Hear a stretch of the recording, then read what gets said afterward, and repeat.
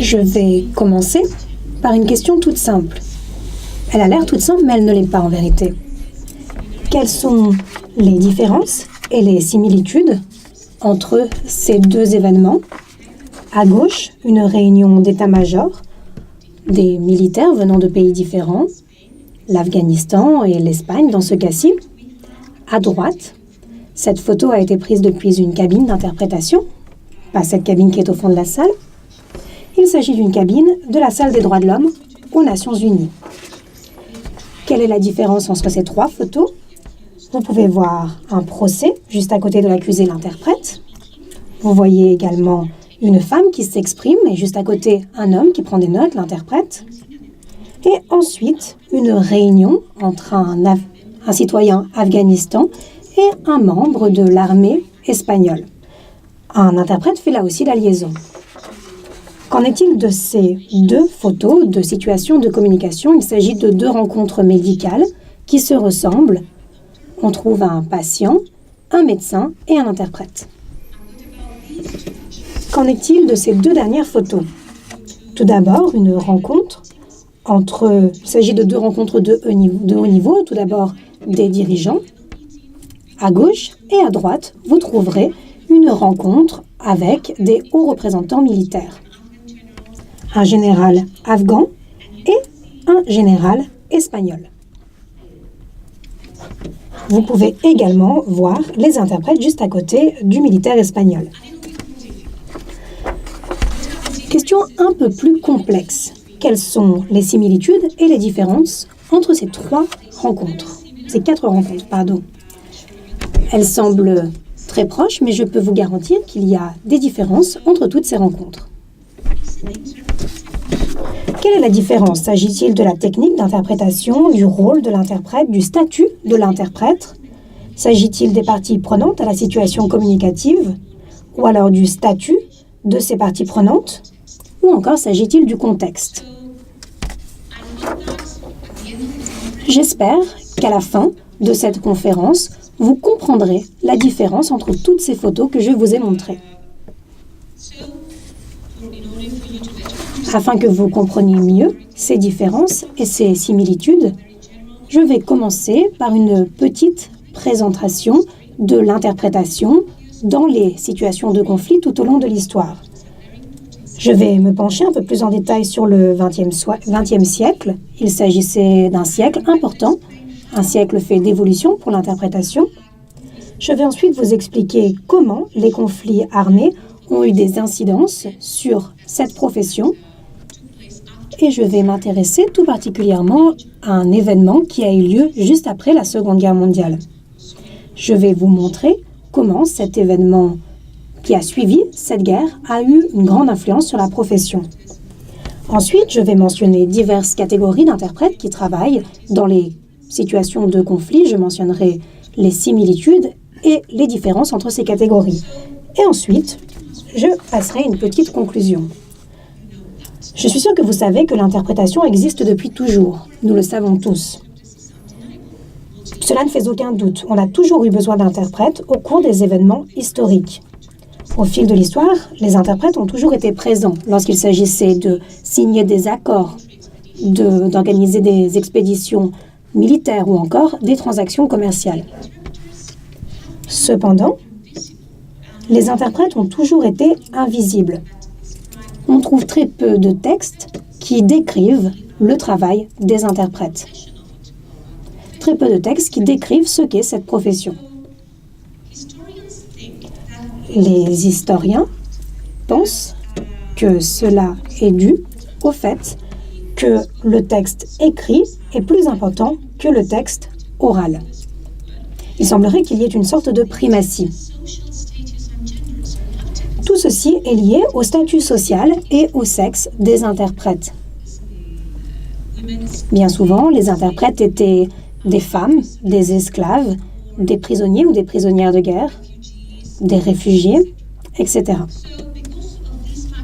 Du fait de ces facteurs, les interprètes tout au long de l'histoire ont été invisibles.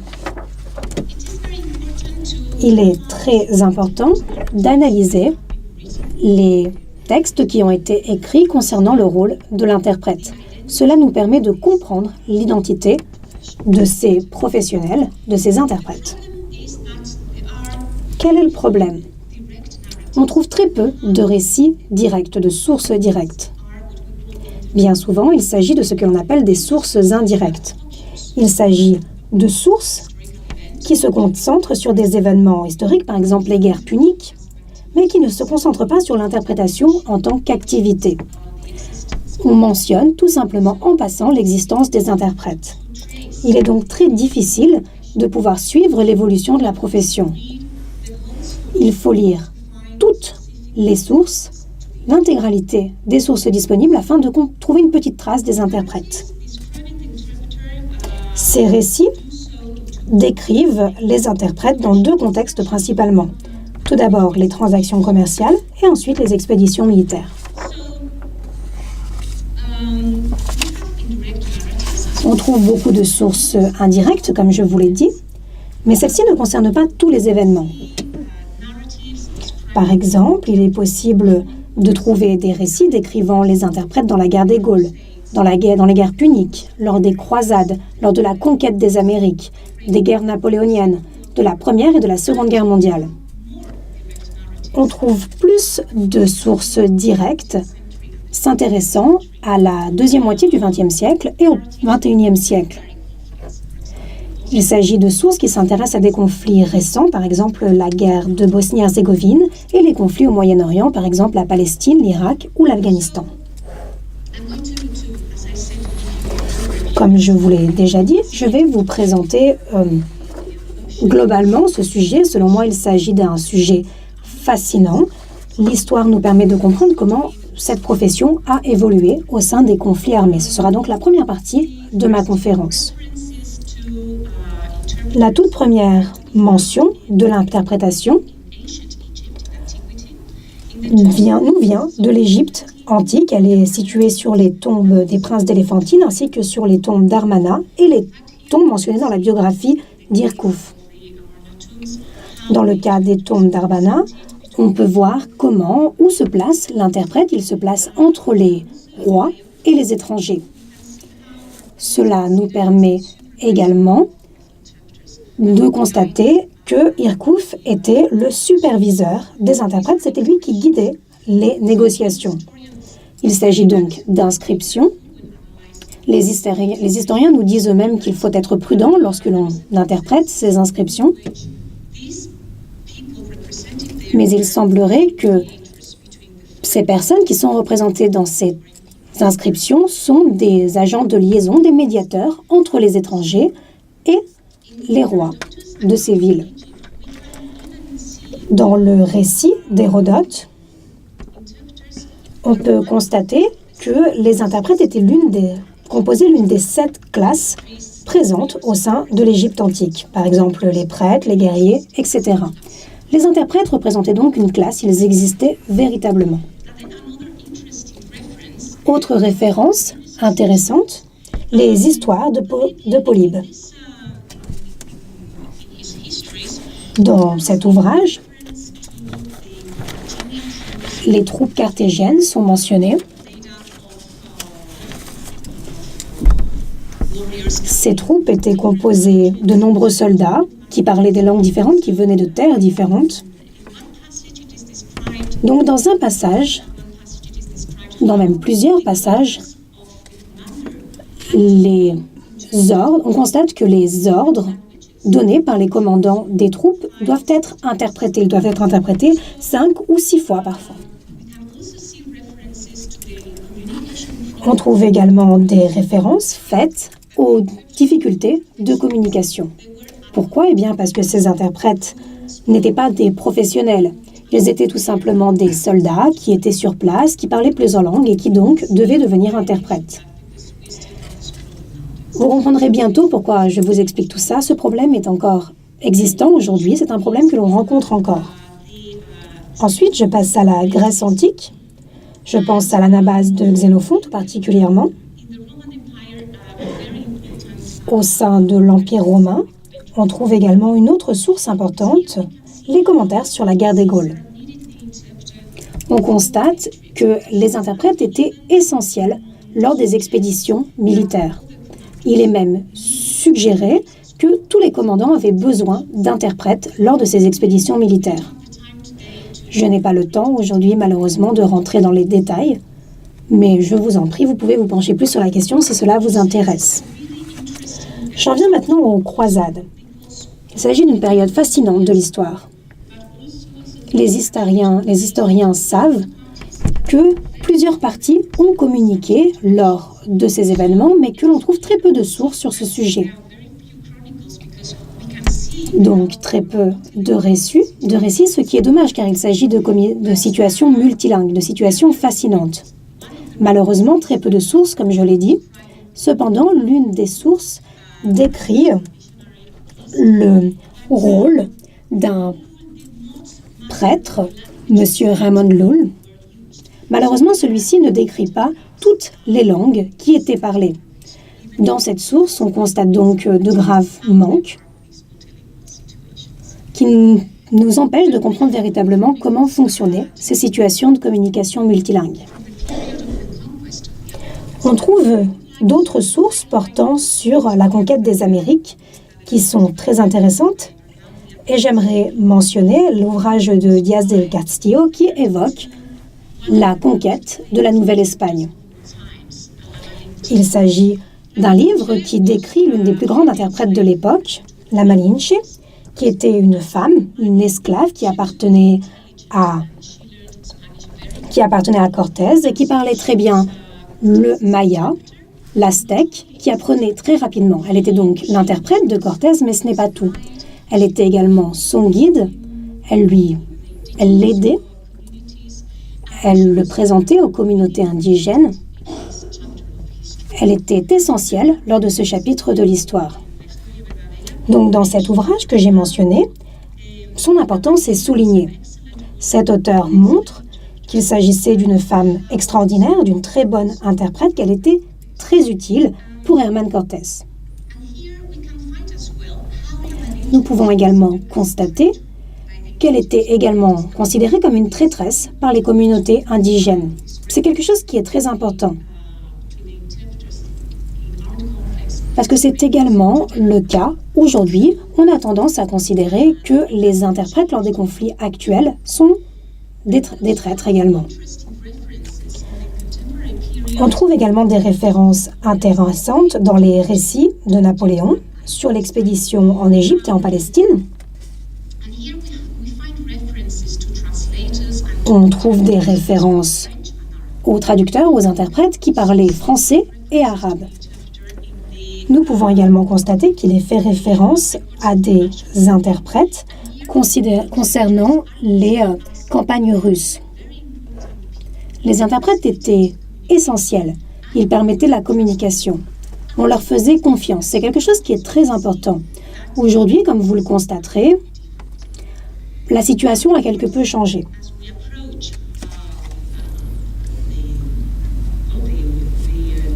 Nous nous approchons de plus en plus de l'époque actuelle du XXIe siècle et on trouve beaucoup plus de sources évoquant le rôle des interprètes lors de cette période.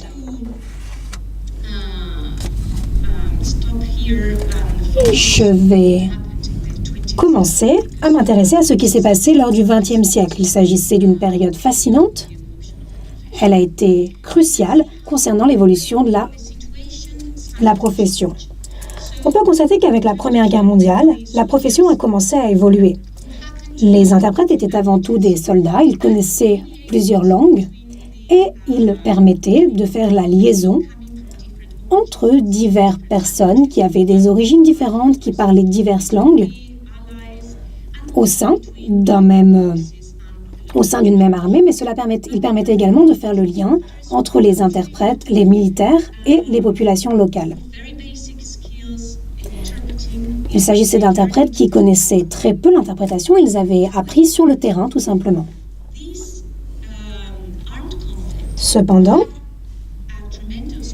ce conflit armé a eu un impact a eu une incidence très importante sur l'évolution de la profession. Cette évolution s'est faite ressentir lors de l'entre-deux-guerres. Lors de la conférence de paix de Paris, on avait besoin de plus en plus d'interprètes. Il a donc été fait appel à de nouveaux interprètes et il est possible de constater que les sources commencent à mentionner les interprètes, à les appeler par leur nom. Ces interprètes étaient très célèbres, je pense par exemple à Paul Mantoux, à Gustave-Henri Kamerlingh. Il s'agissait d'interprètes qui ont travaillé lors de la conférence de paix de Paris et qui avaient déjà travaillé lors de la Première Guerre mondiale. C'était en tout cas le cas d'une certaine partie d'entre eux, une petite partie. On peut donc constater que cette activité était en train de se professionnaliser lors de l'entre-deux-guerres. L'interprétation consécutive a été consolidée. On appelle d'ailleurs cette période l'âge d'or de la consécutive.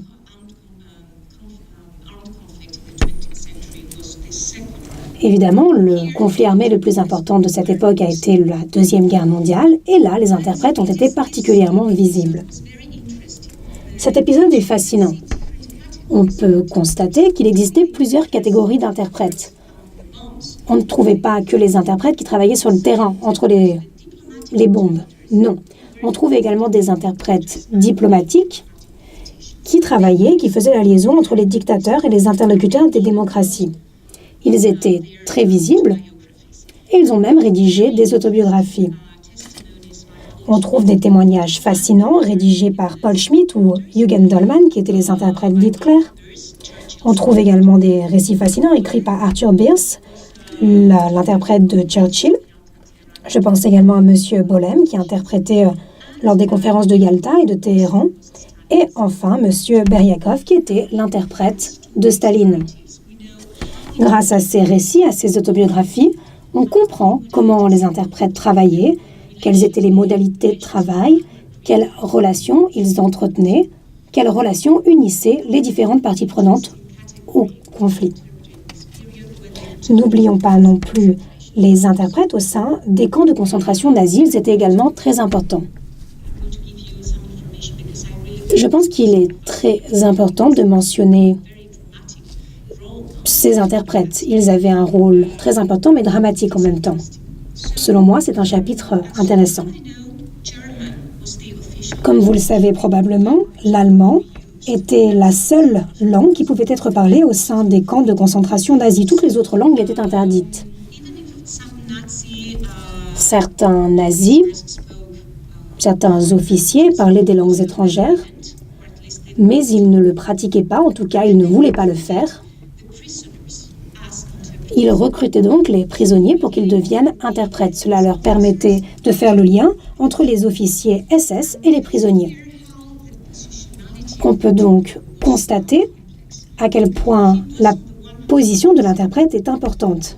L'interprète était à la fois un prisonnier, mais en même temps, on attendait de lui qu'il travaille pour ces officiers qui l'opprimaient. Cette situation est donc complexe, mais on peut constater à quel point la situation des interprètes était importante, à quel point cette situation était complexe. Si ce sujet vous intéresse, je vous recommande de lire l'autobiographie de Primo Levi. Vous pourrez en apprendre plus sur les problèmes auxquels faisaient face les interprètes au sein des camps de concentration nazis. Lorsque nous lisons ces sources, ces récits, ces commentaires qui ont été faits à leur sujet, nous pouvons en déduire que les interprètes avaient un statut très bas lors de l'histoire, et ce depuis l'Antiquité. Il semblerait que le statut des interprètes était meilleur au sein de l'Empire de Sumer. Il semblerait que leur statut ait été plus haut, mais il n'y a aucun consensus concernant cette idée.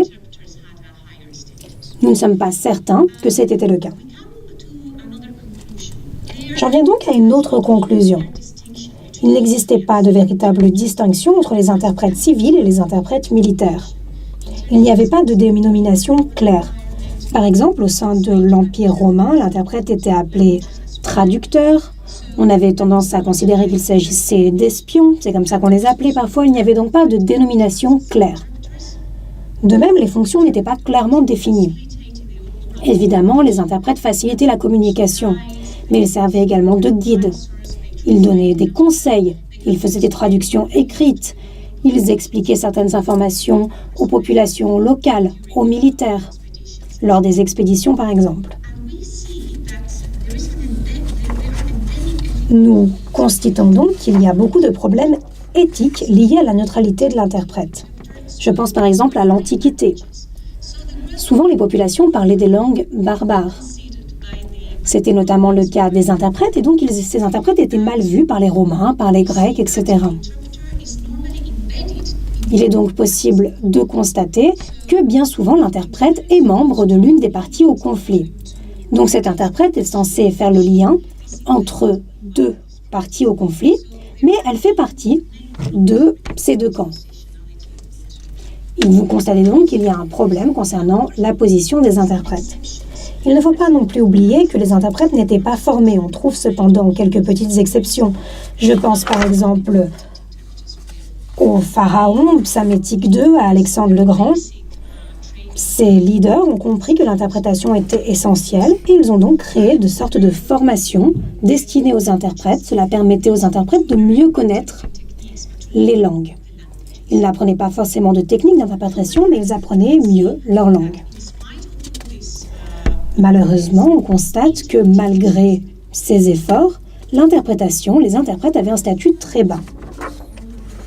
Comme je vous l'ai déjà dit, j'aimerais m'intéresser à un événement qui a changé l'histoire de l'interprétation. C'est selon moi un aspect fascinant de l'interprétation. Il s'agit du procès de Nuremberg qui a été crucial concernant l'évolution de l'interprétation. Il est si important que cet événement a été représenté dans le cinéma. Je pense qu'il est véritablement représentatif du rôle des interprètes. Et d'ailleurs, c'est pour ça que le rôle des interprètes a été très souvent représenté dans des œuvres de fiction. J'aimerais que vous compreniez l'évolution de la profession qui est passée de l'interprétation consécutive à l'interprétation simultanée.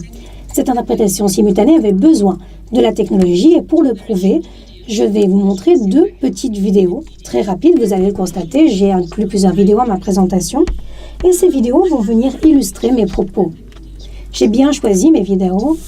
Évidemment, on ne peut pas tout utiliser. Il est très difficile d'illustrer la réalité des faits. Selon moi, il s'agit de deux signes véridiques qui sont extraits du film Jugement à Nuremberg. Vous allez pouvoir voir de vos propres yeux comment fonctionnait l'interprétation.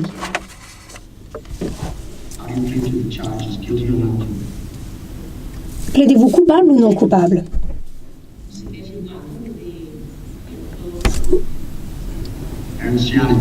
Hans Janning. Hans Janning, êtes-vous représenté par un avocat?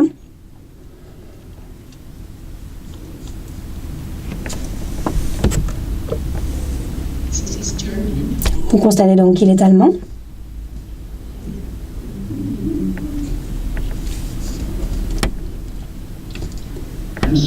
Hans Janning, êtes-vous représenté par un avocat?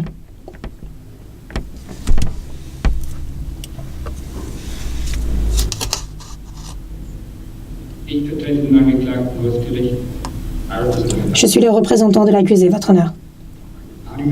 Que plaidez-vous pour les charges et accusations contenues dans le réquisitoire?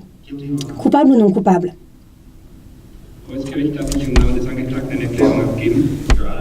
Votre Honneur, puis-je m'exprimer face à cette cour?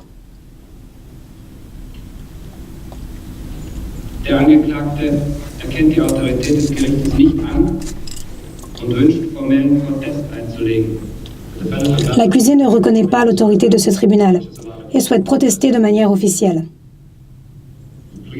Un plaidoyer de non-culpabilité sera retenu.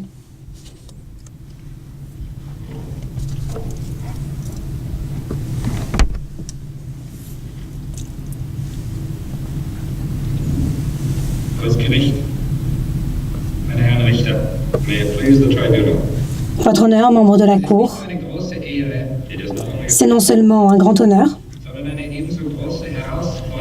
mais également un grand défi pour un avocat que d'aider ce tribunal dans sa mission. Les pays civilisés s'intéresseront à ce procès, qui ne ressemble à aucun autre. Donc, comme vous pouvez le constater, il s'agissait d'une transition entre la consécutive et la simultanée. Pourquoi? Parce que les interprètes attendaient. Il ne s'agissait pas donc de simultanée comme nous la connaissons aujourd'hui. C'est pour ça que ces scènes se représentent très bien la réalité. Vous pouvez également constater que l'orateur parlait très lentement. Lorsque la lumière qui s'allumait était rouge, cela signifiait que l'orateur parlait trop vite. J'en viens maintenant à la conclusion. Pour la toute première fois au fil de l'histoire, à partir du XXe siècle, on a pu constater que l'interprétation était divisée en plusieurs catégories. Jusqu'au XXe siècle, on trouvait l'interprétation d'une manière générale. Il n'y avait pas de dénomination claire, comme je l'ai déjà dit. Mais on a pu constater que l'on trouvait ensuite, à partir du XXe siècle, des noms, des distinctions entre l'interprétation de conférence, qui était divisée en deux catégories, la simultanée et la consécutive, un autre type d'interprétation, l'interprétation communautaire, qui est pratiquée au sein des tribunaux. D'ailleurs, l'interprétation judiciaire est l'une des catégories au sein de cette catégorie, une sous-catégorie. Et enfin, on trouve les interprètes travaillant dans les conflits armés. C'est une catégorie très vaste, comme vous pourrez le constater. J'en continue donc sur ma conclusion. On peut donc constater que oui, il y avait une professionnalisation du rôle de l'interprète, mais uniquement de l'interprète de conférence. Des universités ont été créées afin de former les interprètes de conférence et l'Association internationale des interprètes de conférence a également été créée. Cependant, l'interprétation dans les conflits armés n'a pas été professionnalisée. Et évidemment, c'est sur ce sujet que je vais me pencher aujourd'hui. Je vais donc passer à la deuxième partie de cette conférence. Si je parle d'interprète en zone de conflit, vous penserez directement à un interprète avec un casque courant parmi les bombes. Mais qui sont vraiment ces interprètes? On ne peut pas véritablement mentionner une catégorie d'interprètes qui travaillent en zone de conflit. Et pour mieux comprendre qui sont ces interprètes, il nous faut comprendre ce qu'est un conflit armé. Il est donc important de saisir qu'un conflit armé n'est pas un concept statique, mais bien dynamique. Une séparation en plusieurs étapes peut être proposée. Tout d'abord, les fondements du conflit, puis l'apparition du conflit, l'escalade des tensions, l'apaisement, l'accord et l'issue d'un conflit. C'est un cycle qui a été proposé par Krisberg et Dayton. Je pense qu'il est très parlant. Mais d'autres ont également décrit le phénomène du conflit armé, comme Bram, qui l'a représenté sous une forme de courbe. On trouve donc plusieurs types d'interprètes à chacune de ces étapes. Alors, quelles sont les catégories de ces interprètes? Premièrement, la version la plus ancienne, dirons-nous, d'interprètes dans les conflits, les interprètes qui sont des militaires.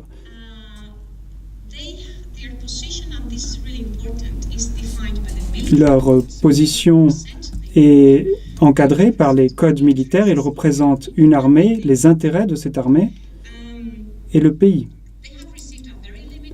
Ils ont bénéficié d'une formation relativement brève, centrée généralement sur les langues, l'arabe, le farsi, par exemple. Donc une brève formation en interprétation. Ils sont très bien protégés, c'est l'une des particularités de cette catégorie, et ils font les intermédiaires entre les militaires et les populations locales et les militaires de nationalités différentes, par exemple un général afghan et un colonel des États-Unis.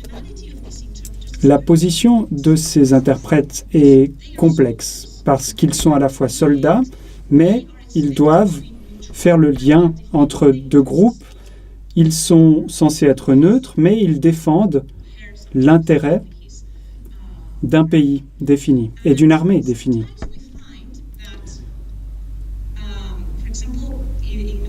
Parfois, par exemple, dans une armée en particulier, l'armée des États-Unis, les soldats ne sont pas tous nés aux États-Unis. Ils viennent parfois de pays latino-américains ou de pays arabes. Et la situation est d'autant plus complexe.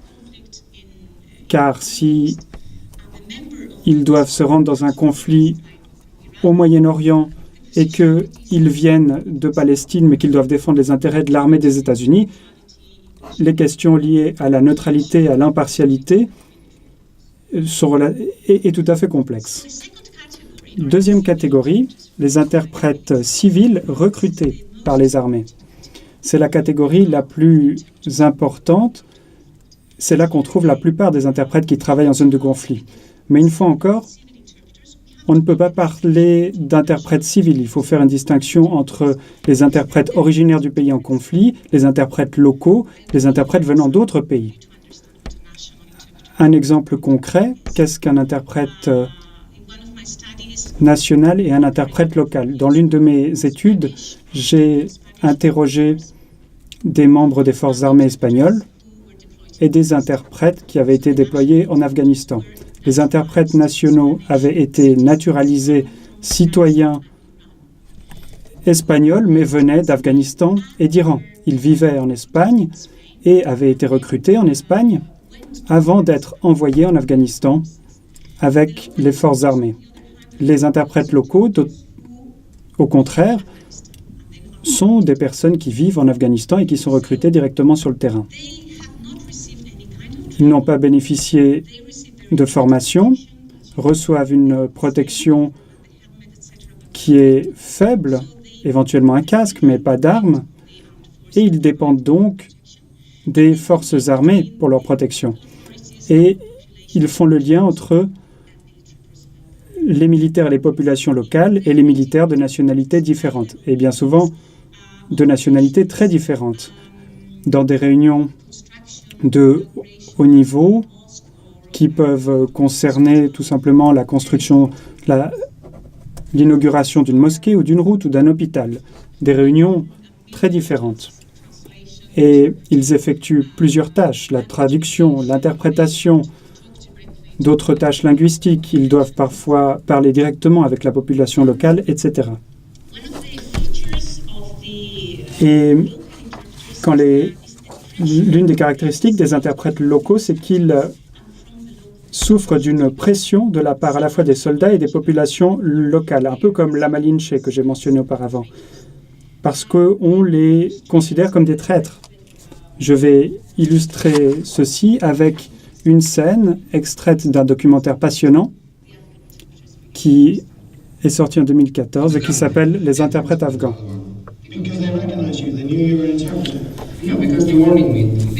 Ils m'ont tiré dessus parce qu'ils vous ont reconnu, ils ont vu que vous étiez un interprète. Oui, ils m'ont averti. Ils m'ont mis en garde à de très nombreuses reprises. Ils m'ont dit « Tu es musulman, tu es pastoun, tu dois nous aider. Tu dois me donner ta voiture et ta carte parce que ma carte permet d'entrer dans la base américaine. » Ils m'ont dit « On te donnera de l'argent en échange de ta voiture et de ta carte. Donne-nous tout. » Et j'ai compris qu'ils allaient s'en servir à mauvais escient. Ils m'ont dit « Si tu ne nous les donnes pas, tu auras des problèmes. » Donc, comme vous le voyez ici, ils souffrent de pression parce que les rebelles, c'est le cas en Irak et en Afghanistan surtout, les rebelles savent qu'ils ont un pied dans les troupes étrangères et que ces rebelles veulent également un accès au sein de ces armées. Une troisième catégorie importante, les deux premières catégories ont lieu dans toutes les phases du conflit que je vous ai présenté avant, surtout dans l'escalade et l'apaisement du conflit, ainsi que sa résolution.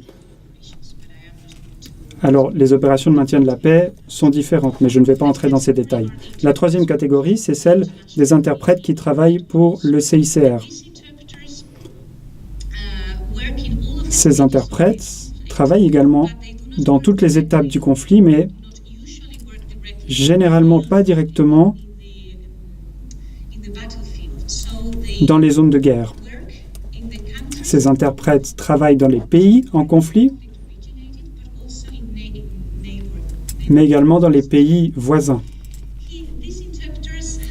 Ces interprètes ont bénéficié d'une formation basique sur les questions éthiques et en interprétation, et ils forment les intermédiaires entre les membres du CICR et les populations civiles. Leur position est mieux délimitée, même si leurs tâches sont encore une fois variées.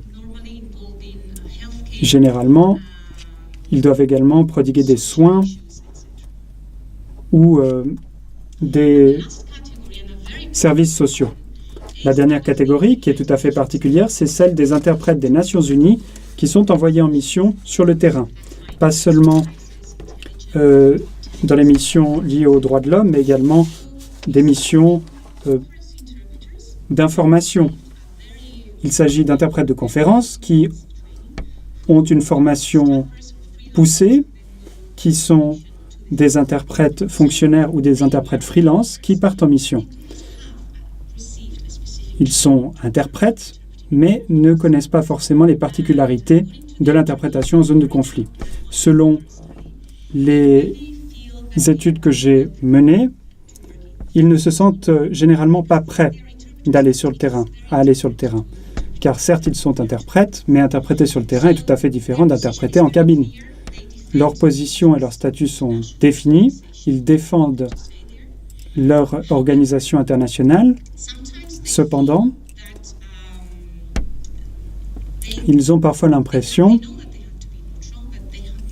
ils savent qu'ils doivent être impartiaux et neutres, mais parfois, ils sont confrontés à de la souffrance humaine et leur rôle n'est pas très clair dans ces cas. Alors certes, ils doivent être neutres, mais une fois sur le terrain et une fois qu'ils se rendent compte de la situation sur le terrain, ils rentrent chez eux avec une vision tout à fait différente.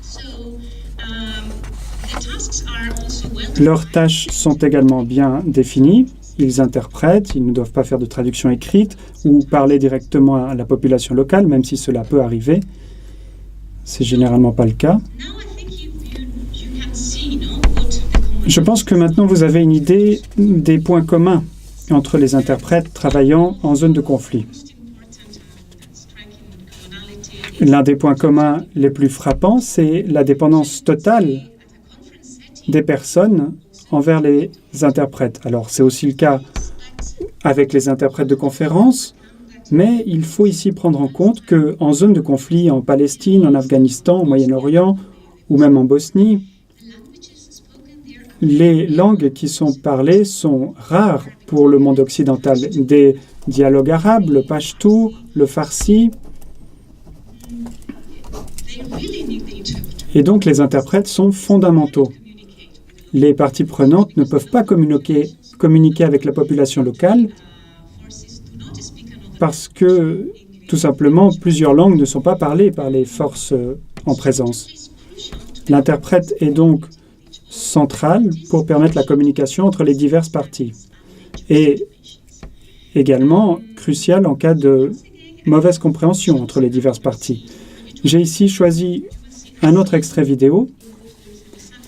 Vous verrez ici qu'il y a un problème de compréhension entre l'armée des États-Unis et des citoyens irakiens. C'est une situation dangereuse pour les pauvres citoyens irakiens car ils ne sont pas en mesure de communiquer et l'interprète va venir et permettre la communication. Mais j'ai déjà vu ces situations dans les textes que j'ai analysés et dans les entrevues que j'ai pu lire. Il s'agit d'une série télévisée qui s'appelle Generation Kill et qui concerne des soldats américains déployés en Irak.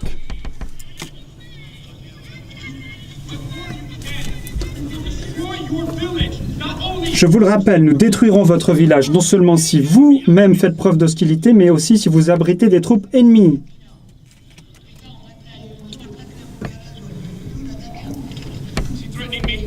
Est-ce qu'il me menace? Laissez-moi deviner, il vous remercie de l'avoir libéré et il est ravi de coopérer. Ils sont pires que les foutus Viet Cong, ceux-là. Dave, on a trouvé Mish. Je ne dis pas qu'on se sort mieux que les Français en Indochine. Ce que je veux dire, c'est qu'on fait exactement les mêmes erreurs qu'eux, non? Ce mec a des infos vraiment géniales. Passe-moi la carte.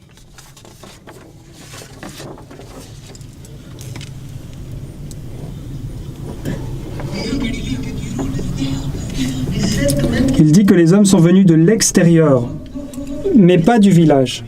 Combien d'hommes? Il a employé un mot qui signifie beaucoup de mecs. Et il dit qu'il prévoit de nous tendre une embuscade après avoir traversé le pont. Il dit que des hommes sont positionnés à l'est, au nord et à l'ouest.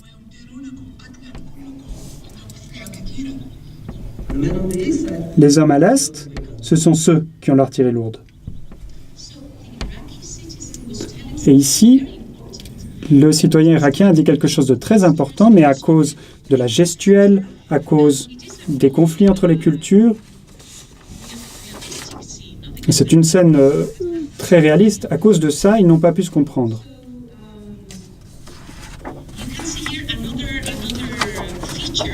Ici, une autre caractéristique, c'est que les troupes étrangères, généralement, ne respectent pas les populations locales. Et pas plus les interprètes, d'ailleurs. Et ça a une incidence sur la communication. J'ai lu des entrevues entre diverses troupes et des locaux. Le respect de la culture aide la communication et ce genre d'attitude n'aide pas la communication. Un autre trait commun, c'est bien sûr que tous les interprètes sont des médiateurs linguistiques et culturels. Il faut, dans tous les cas, adapter le registre. Les interprètes expliquent les éléments culturels et adaptent l'information au contexte et aux besoins. J'ai lu l'histoire d'interprètes qui déclarait que une fois que la coalition et que les États-Unis avaient organisé des opérations en Afghanistan et ils avaient besoin de l'aide des polices et des forces armées afghanes. Un officier américain dit aux Afghans « Hé, aidez-nous! Allez, on y va! Ils nous attendent. » Et le colonel afghan est resté assis et a regardé l'officier des États-Unis et a dit « Non, je ne viens pas. On ne va pas vous aider. » La situation s'est tendue et l'interprète a ensuite demandé à l'officier « Est-ce que je peux aller vers le colonel afghan ?» Et l'interprète a commencé à poser des questions à l'officier afghan sur sa famille, sur l'état de santé de son fils, et a fini par convaincre le colonel afghan à aider les États-Unis. Et ça a fonctionné. On constate donc que les interprètes adaptent l'information au contexte pour un objectif défini. Et ceci n'apparaît pas chez les interprètes de conférences, par exemple. Ici, on constate qu'il y a parfois une explication des mœurs locales. Par exemple, si on se rend en Palestine, l'interprète sera issu d'un pays arabe et il pourra dire aux représentants de l'ONU de ne pas serrer la main à une femme, de ne pas faire certaines choses. Et c'est également un rôle endossé par un interprète en zone de conflit. Dans ces deux paragraphes, on voit que l'interprète a été central dans la première citation pour calmer des manifestants et leur dire qu'ils n'avaient pas à manifester dans une situation définie. Et dans la deuxième citation, un colonel explique comment son interprète lui a expliqué pourquoi et pourquoi les pistaches étaient si petites en Afghanistan. Ce sont donc des éléments culturels qui sont expliqués aux soldats. Cet extrait est magnifique. Vous allez peut-être penser qu'il est un peu exagéré, mais ça n'est pas le cas. Et ça s'inscrit en droite ligne de ce que j'ai expliqué. J'ai mené une autre entrevue où l'interprète disait « Mais non, moi je n'ai pas tout interprété. » Parce que une fois, je me souviens d'un officier afghan qui a insulté un colonel des États-Unis et j'ai simplement résumé la chose en disant au colonel des États-Unis « Il vous insulte, point. » Notre plan consiste à détourner l'eau des champs vers la ville, au-dessus du cimetière. Avec votre accord et l'aide de vos troupes, les tombes seront éloignées du cours d'eau et le colonel Yu et ses hommes s'assurant que les corps seront rapidement enterrés et que les sources d'eau seront préservées. Un système d'assainissement sera en plus mis en place dans les semaines à venir. Cela permettra d'éviter des milliers de morts potentielles.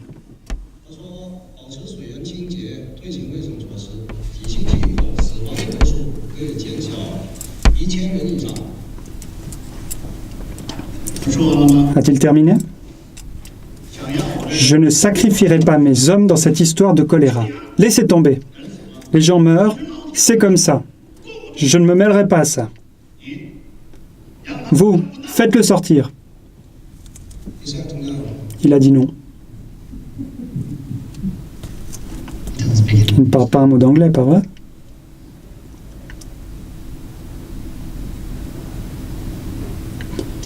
Dites-lui que c'est le costume le plus ridicule que j'ai jamais vu.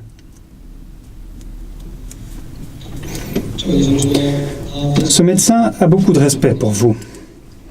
Et vous avez raison. Cette épidémie est un sacré chaos. Mais mon supérieur a déclaré que si vos hommes n'étaient pas en mesure de la contrôler, notre armée se ferait un plaisir de venir ici pour vous aider. C'est si beau que je crains qu'une fois que vos soldats seront là, que nos soldats seront là, ils ne voudront plus repartir.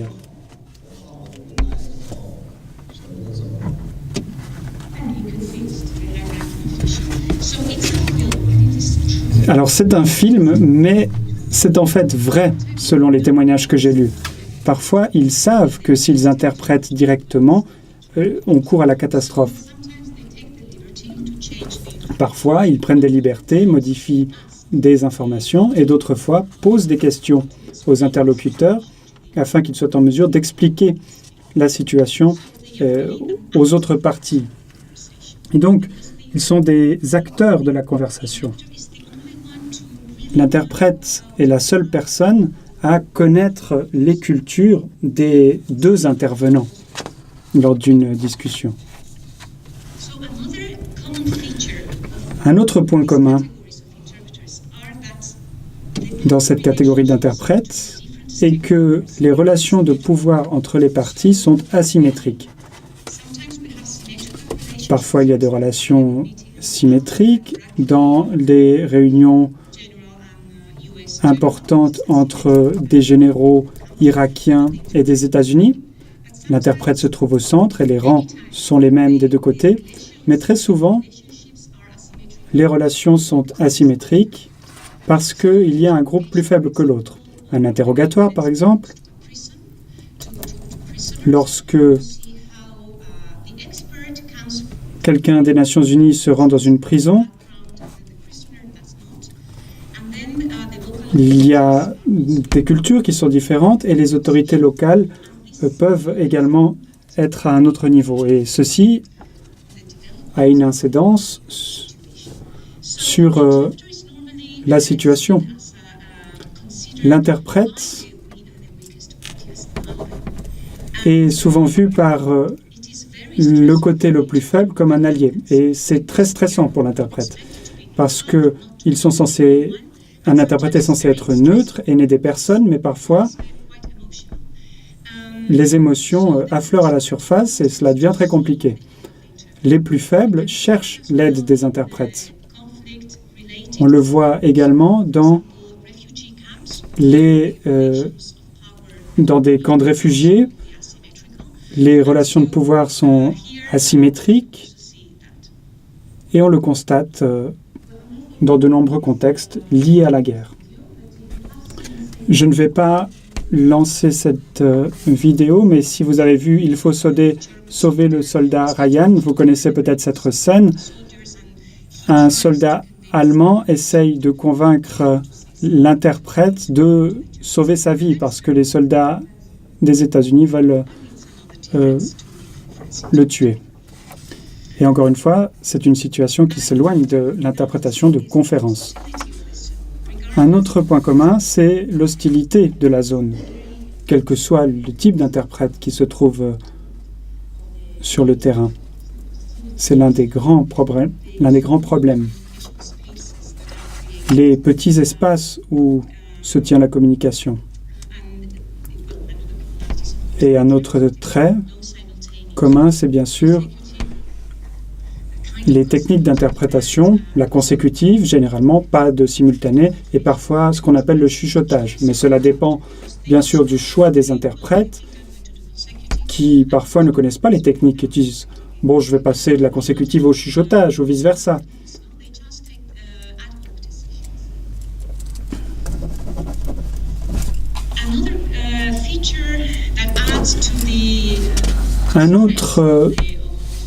Une autre caractéristique qui ajoute au stress de l'interprète en zone de conflit est la relation particulière et intense créée avec les autres parties prenantes. Parce que tous vivent ensemble. Vous avez ici une base en Afghanistan. Eh bien, les interprètes et les parties prenantes mangent ensemble et vivent ensemble toute la journée. Et cette situation peut générer beaucoup de stress. Il n'y a pas d'horaire de travail, bien sûr, parce que tant que vous êtes autour des personnes, on peut vous interpeller. Et donc, le travail peut avoir lieu toute la journée. Et après, donc, tous ces points communs, je vous remontre les photos que nous avons vues depuis le début. Il y a donc de nombreux points communs, mais de nombreuses différentes. Et je pense que vous avez une idée de ce que sont ces différences. Il y a évidemment de nombreuses différences très importantes entre les interprètes en zone de conflit et les interprètes de conférence. Moins de différences entre les interprètes locaux et les interprètes étrangers qui viennent de l'ONU. Tous ces facteurs de stress s'accumulent pour ces interprètes. Mais il y a d'autres différences, car dans les quatre catégories des interprètes en zone de conflit,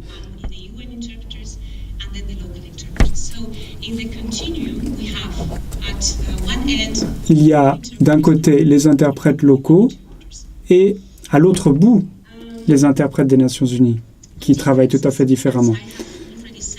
Quelles sont donc les différences?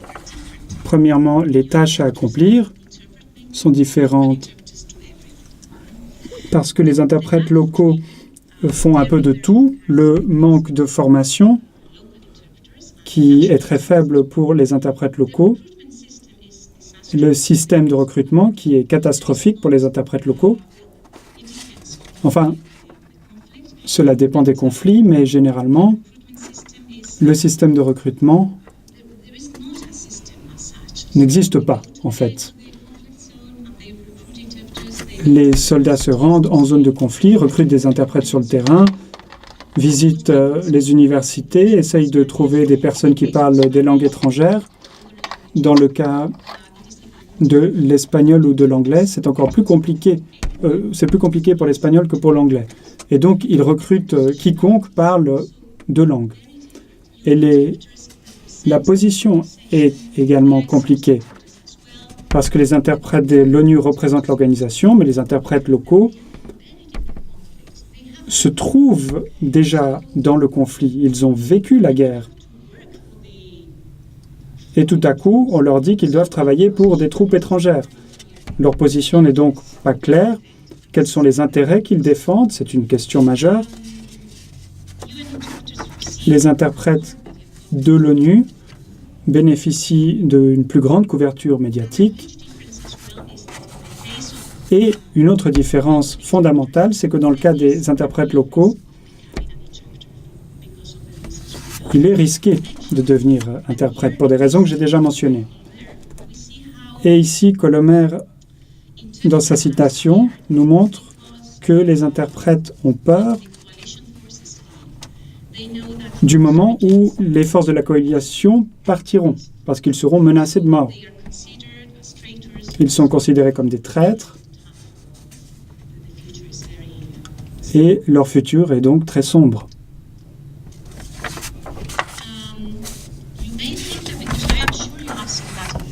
Je suis sûre que vous avez déjà lu dans la presse que ce problème existe véritablement. Ces interprètes travaillent pour les troupes étrangères. Ils sont interprètes donc parce qu'ils ont besoin d'argent. Ce n'est pas parce que c'est leur vocation qu'ils veulent embraser cette carrière, non. C'est tout simplement parce qu'ils ont besoin d'argent en situation de conflit. Et lorsque les forces de la coalition partent, ils sont laissés, ils sont livrés à eux-mêmes.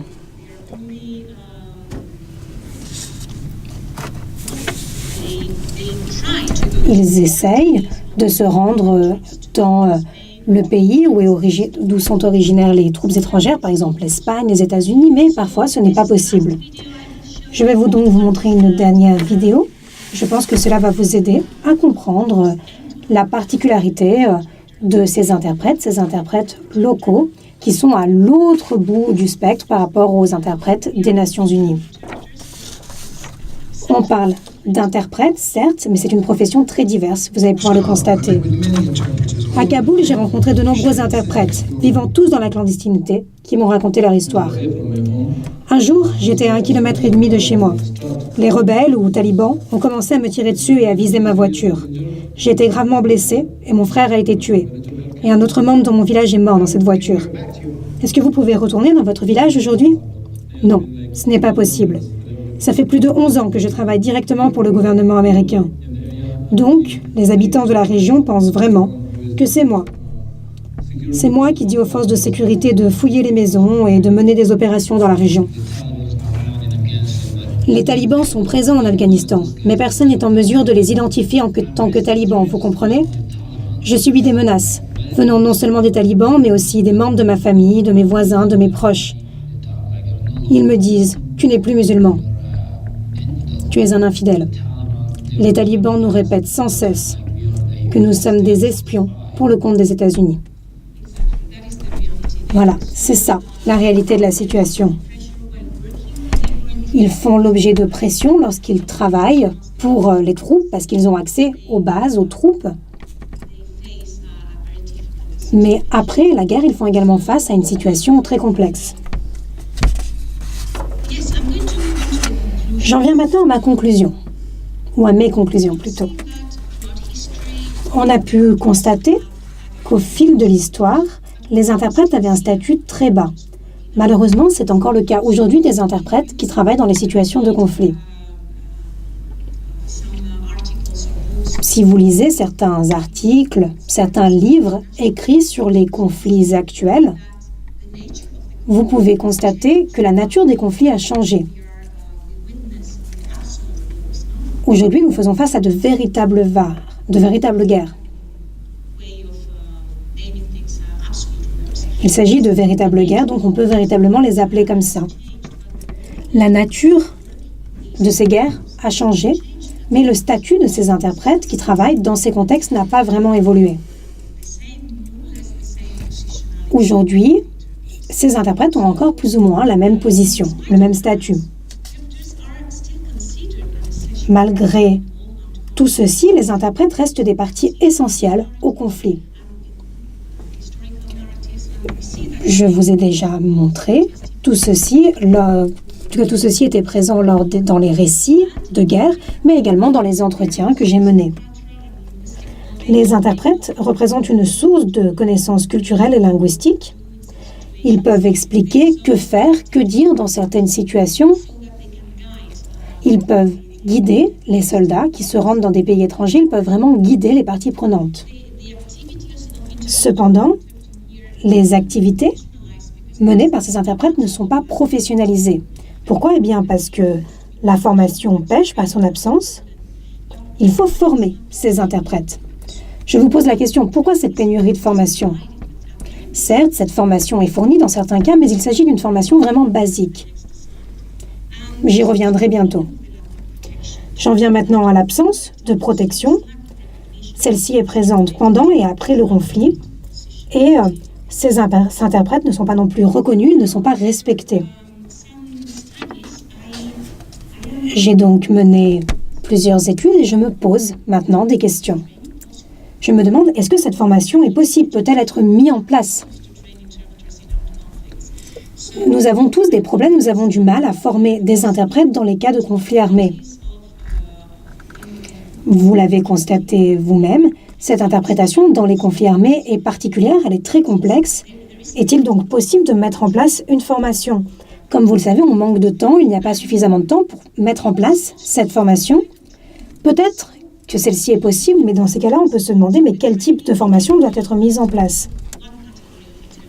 À qui doit-elle être destinée? Aux interprètes locaux, aux autres interprètes, ceux qui travaillent auprès des grands représentants de l'armée, ils vont sur les champs de bataille, ils vivent des situations vraiment différentes. Donc on peut se demander, mais quel type de formation peut-on mettre en place? Quelles doivent être les spécificités de cette formation? Doit-elle s'axer sur l'aspect militaire afin d'interpréter pour les chefs militaires? Doit-il s'agir d'une formation éthique, d'une formation portant sur les interprétations, les types d'interprétations, sur les langues? Tout ceci prend beaucoup de temps et nous avons besoin d'une formation courte. Cette formation doit être courte, on doit développer rapidement les capacités nécessaires. On doit également se demander, mais qui doit être formé? Les interprètes, évidemment, mais ce n'est pas tout. Comme je vous l'ai déjà dit, parfois des problèmes découlent du comportement des troupes. Nous avons donc besoin d'une formation complète qui concernerait également tous ceux qui vont travailler avec les interprètes, parce qu'ils vont faire face à des pays très différents. J'en viens maintenant à la dernière question. Quel est le rôle des technologies de la traduction? Il s'agit d'une question portant sur l'avenir. Il est très difficile de pouvoir atteindre ceux qui travaillent directement dans les zones de conflit.